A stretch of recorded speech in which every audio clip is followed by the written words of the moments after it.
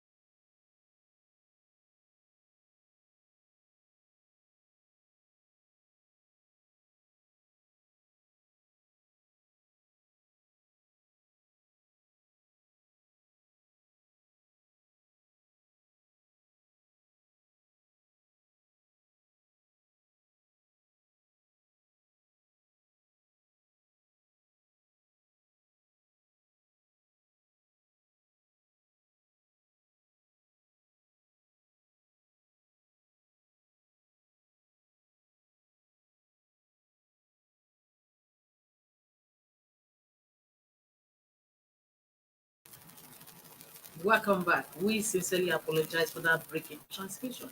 It was due to some circumstances beyond our control. If you're just joining us, the program is Money Radio Energy Focus on Leadership Television. And with me in the studio is the group business editor of Leadership newspaper, Anthony Inseko.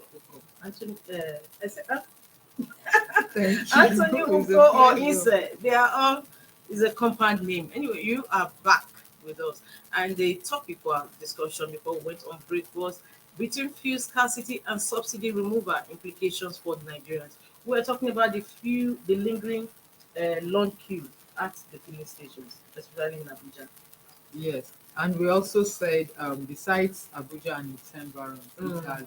has spread to other parts of the country, even Lagos, Mm. where we hardly have Yeah, fuel scarcity Mm. because the depots are there Mm. and the vehicles, the transportation that is needed is just transporting them from the various depots to the filling stations and all that. Mm. So they have fuel easier than other parts of the country. But this time around, we've seen the situation extending um, to Lagos. So now we are like, Nigerians have been, there are serious implications for Nigeria when this fuel scarcity Yes, lingers. it is. Not only do motorists spend very long time on queues, Mm. that is productive hours No. wasted. And then you see commuters, they are made to pay higher for the Yes, for at the end of the day, transportation yes. goes up and all that. Mm. And you know one thing I have And, noticed, and a adverse trend, effect too on foodstuffs in the yes, market. a trend that I've seen is that once there is fuel scarcity, Mm. transporters will increase transport fare. Mm. And then when the scarcity has subsided, it never At returns all. back. Do you ever see that was what somebody said? Do you ever It see anything that goes up in this it country? never Ever returns comes down? back. So that means that after this scarcity, Mm. Nigerians are already paying high on transport. And And marketers, then as we speak, marketers are yes, already saying that there's no way few can be bought less than 221 naira. yeah, 200 naira per Plus, liter. yes. They are already, in fact, in other parts outside Abuja city Yes. center, some filling stations They're already sell selling at that fuel, amount. they sell higher than that. In some places they sell fuel for 250 Mm. within the suburbs of Abuja. Mm. Outside Abuja to maybe like Nasarawa to other states, Mm. northern states, they paid much higher than that. Others are buying fuel for 300 at filling stations. Others are buying above that, depending on the location and how far from the city center it is. So all Mm. of these have implications for Nigeria. And the underlying issue for this scarcity Mm.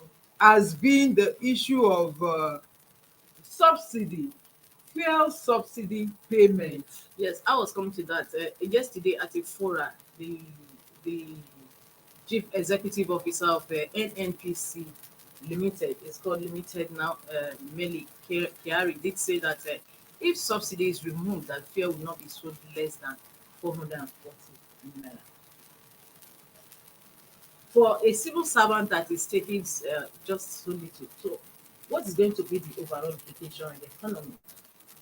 Yeah, I was also Me personally, I was just imagining how much then it would take for me to fill a tank at that amount. of course, the if we want to look at the regulatory environment for Mm. the energy sector, the sector is operating now under the Petroleum Industry Act. That's correct. And Petroleum Industry Act has already stipulated the removal, Regulation. yeah, the regulation of the sector, and that is majorly removal of fuel subsidy. And if you recall, the removal, it was supposed to be stopped. The Yes. fuel subsidy regime should have stopped following the signing of the PIA into Mm. law. which was done in August 2021. And just by the, will I say, magnanimity of the presidency, or let's on the other hand, because of the preparations were not on ground. Yes. So it was extended by 18 months, which should take effect, let's say, some are saying February and so on of next year. So if by February of next year, um, eventually, what that means is that eventually subsidy will be removed. Automatically. Yes, it will be removed. But what we are seeing now is that while subsidies still subsist, and then government is paying heavily, as at for 2022, 4 trillion naira was budgeted as subsidy payment. Yes. And as we speak, um, from different fillers from different uh, places indicate that that amount has already been exhausted.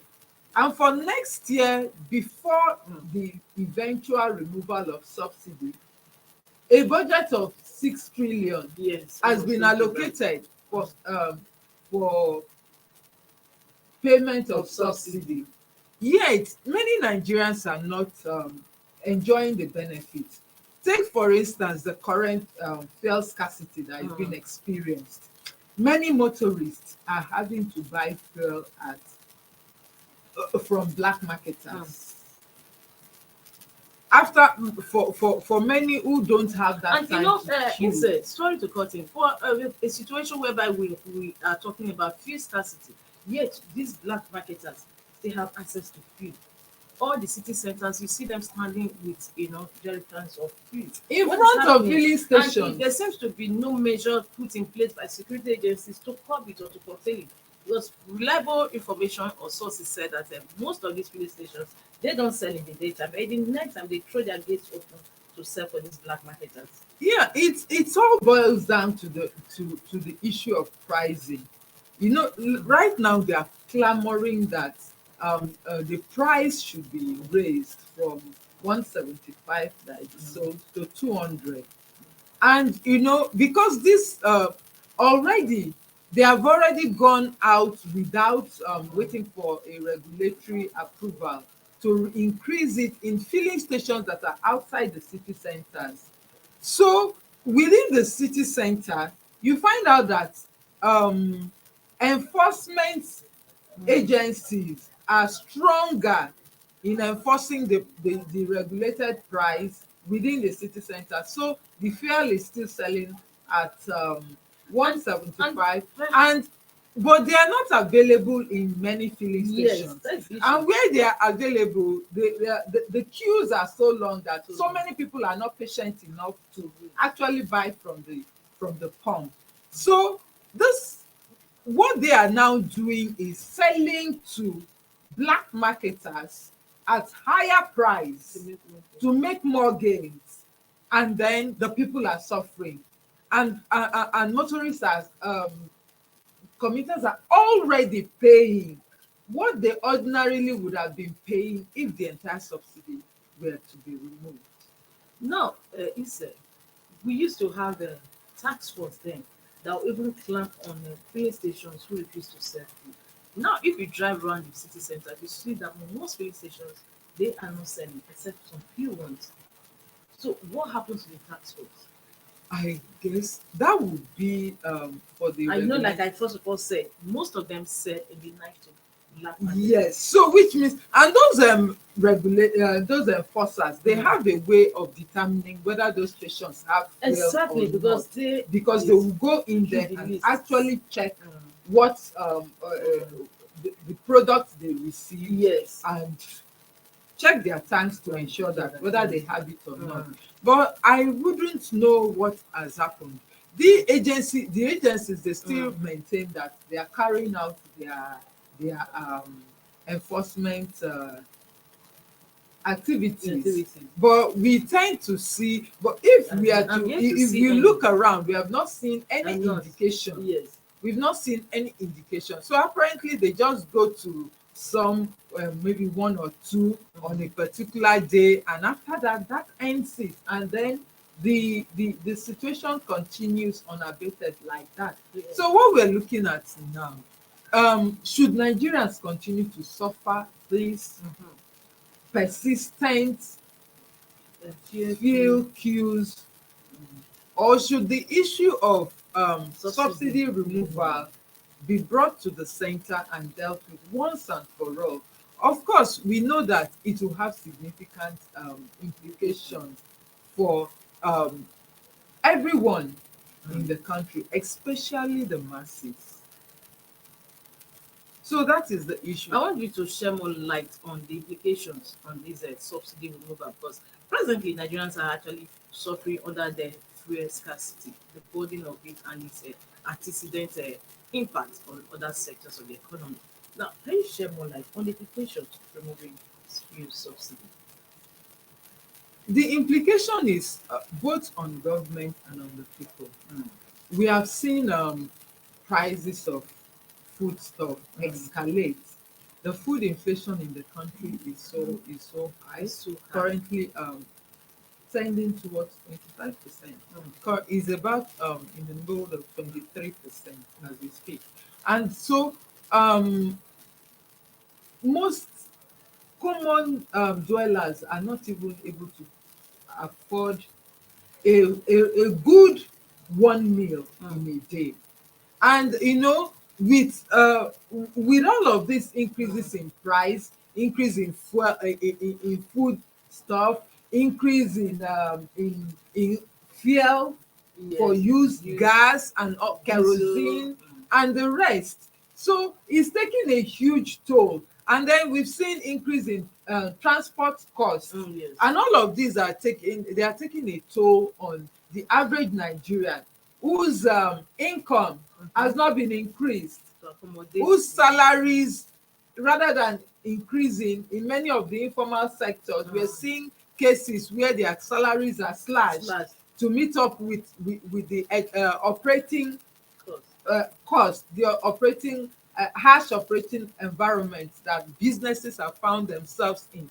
So then this, coupled with the instability that the constant fuel scarcity conundrum brings on them, there's already a huge uh, hardship on the people on one side.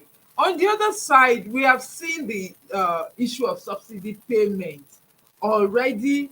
An analysis indicates that what Nigeria will consume, will pay out as fuel subsidy for this year, put together, is even more than revenues and allocations to the 36 states.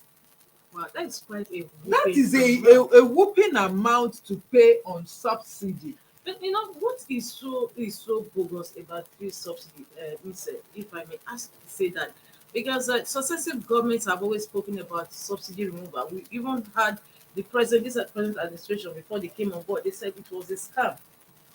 How come previous governments, and I just hope successive ones government will be able to, they are not be able to tackle the subsidy at the time?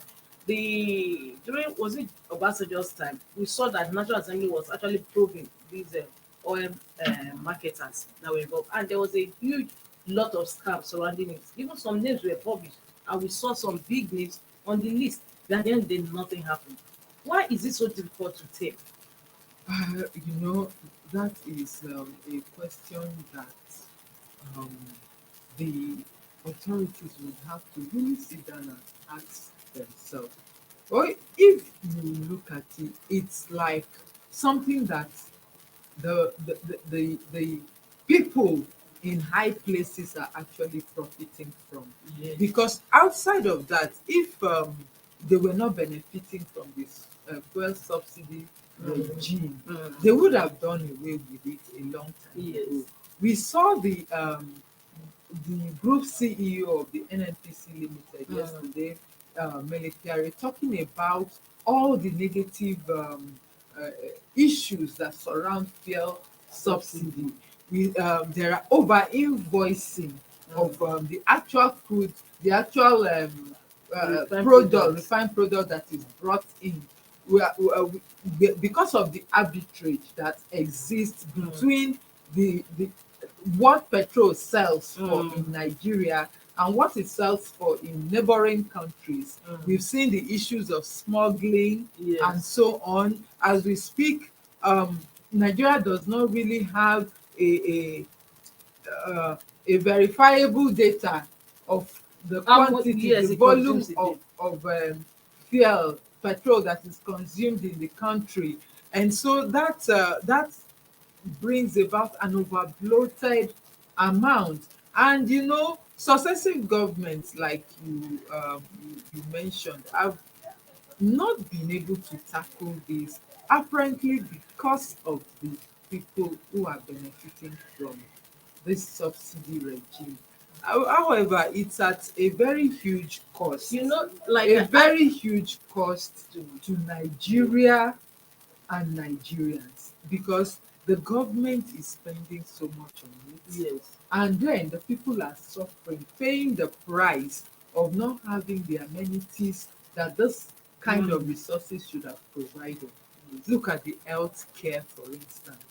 This monies can We provide need to a whole, revamp our health sector. revive the health sector. Look at roads. All these are infrastructure that The money the could have resources could have gone into. However, they are being siphoned. As you know, and talking about this oil theft, just yesterday at the same forum, the GMD raised the alarm that his life was under threat. Does that mean that the GMD knows the people? It's a question that that I, that I, that's I that want answers to, because that's he well, said his life was. unfortunately the answers cannot come from me, but apparently there are strong indications, like I we have established that the if the influential people were not benefiting from Mm, this subsidy scam, they would have done away with it a long time ago. Because from all indication, they will not tell me that they are so concerned about the plight of Nigerians. mm. Nigerians have been suffering, even with the huge subsidy that government has been paying. So the NNPC now is out to make profit, and in making profit, it means that it must clean out the system. Clean out the system in terms of ensuring that those who are stealing crude oil, the practice of crude oil theft is Theft. stopped, Yes. so that the country can realize, the company can realize what is being sold, the amount, the value of what is being explored and sold.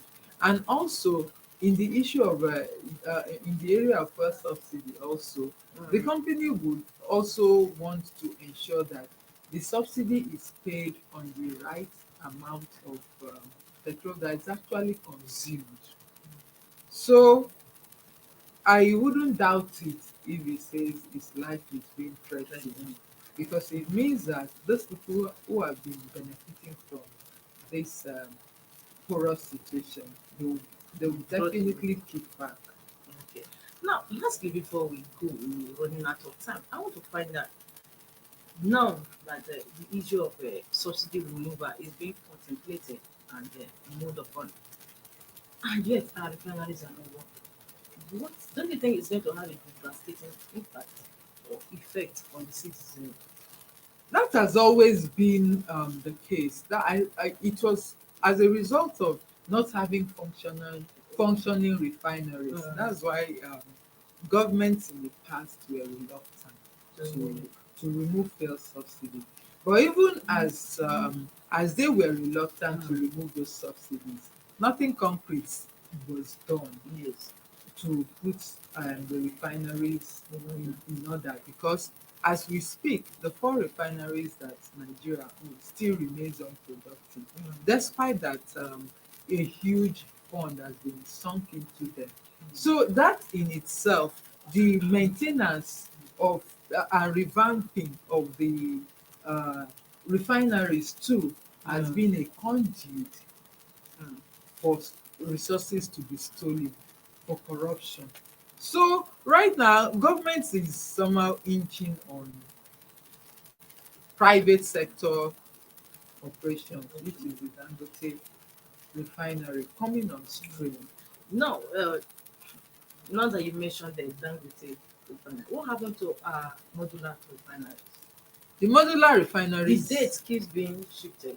yeah, and you know, with the module, some of the few modular refineries are working, but they are actually not refining petrol because they are refining like uh, diesel because Yeah. the price is not regulated, Okay. so they can easily recover their And make monies, recover their monies when they go into petrol that is being regulated. How will they get their monies back? And you know, the process of getting out the subsidy on it with this the scarce resources has been an issue as well. So it still So in other words, they are holding back. yes, yes, it still hinges on removing subsidy, because then you will have more players in the field. People can easily import because they know that they will sell at the price that they will recoup their monies. Then Dangote refinery, of course, will be there. The Boa refinery Also is coming up. planned in to come on stream in 2024, and there will be definitely, at the beginning it's not going to be easy for Nigerians, but eventually it will open up the system, and all this perennial suffering, scarcity, suffering now and then after a very short while, everything will just stabilize, because the price increase to things will come once, and after that initial shock is absorbed, Nigerians can be sure that going forward there will be stability. Well, instead, that is something to look forward to. But presently, the situation is we're in a dire straits. Thank Really you dire so much, straits. Instead, for your presence today and today's edition of Morning Radio. I look forward to having you same time, same station. Same here. It's always a pleasure to be here. So, viewers, we are rounding up. I remain Winifred. Bye.